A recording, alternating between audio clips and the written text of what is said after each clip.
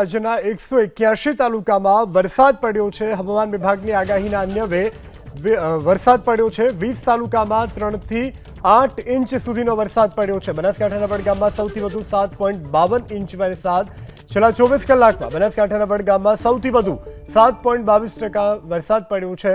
24 કલાકમાં મોડાસામાં 6.22, તલોદમાં 5.31 ઇંચ વરસાદ અને છેલ્લા 24 કલાકમાં સિદ્ધપુરમાં 5.16, મોડાસામાં 6.22, સિદ્ધપુરમાં 5.16, કપરાડામાં 4.92 ઇંચ વરસાદ પડ્યો છે। તો કઠલાલમાં પણ 4.17 ઇંચ, મહેસાણામાં 3.98 ઇંચ વરસાદ, દહેગામમાં ખાબક્યો છે 4 ઇંચ વરસાદ છેલ્લા 24 કલાકમાં, કઠલાલમાં 4.17, મહેસાણામાં 3.98 ઇંચ વરસાદ, લુણાવાડામાં 3.90 ઇંચ વરસાદ, ધરમપુરમાં 3.78 ઇંચ વરસાદ ખાબક્યો છે। 24 કલાકમાં પ્રાંતિજમાં 3.66, કડાણામાં 3.58 ઇંચ વરસાદ પડ્યો છે। તો 24 કલાકમાં કડીમાં 3.58 ઇંચ વરસાદ પડ્યો છે। તો છેલ્લા 24 કલાકમાં ડીસામાં પણ સારા એવા વરસાદમાં પ્રમાણ નોંધાવ્યું છે। આ સાથે સતલાસણામાં 3.31 ઇંચ, બાલાસિનોરમાં 3.31, વીરપુરમાં 3.27 ઇંચ, બાયડમાં 3.19 ઇંચ વરસાદ। આ રેન ડેટા અમે આપને જણાવી રહ્યા છીએ। 24 કલાકમાં રાજ્યના 181 તાલુકામાં વરસાદ પડ્યો છે। દહેગામમાં 4.80 ઇંચ વરસાદ, તો 20 તાલુકામાં 3 થી 8 ઇંચ સુધીનો વરસાદ પડ્યો છે।